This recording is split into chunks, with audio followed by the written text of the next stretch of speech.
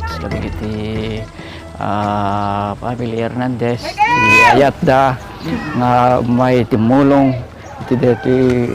barangay mi ket sapay ko sa adun pa iti may iburay kadigiti tulong kada kami may da ipapaay iti barangay mi pagyamanak launay iti sibubukal nga council may daman iti barangay mi nga may timulong kada iti kasagsagan kada iti COVID-19 katagyaman Diyos tiyag nina.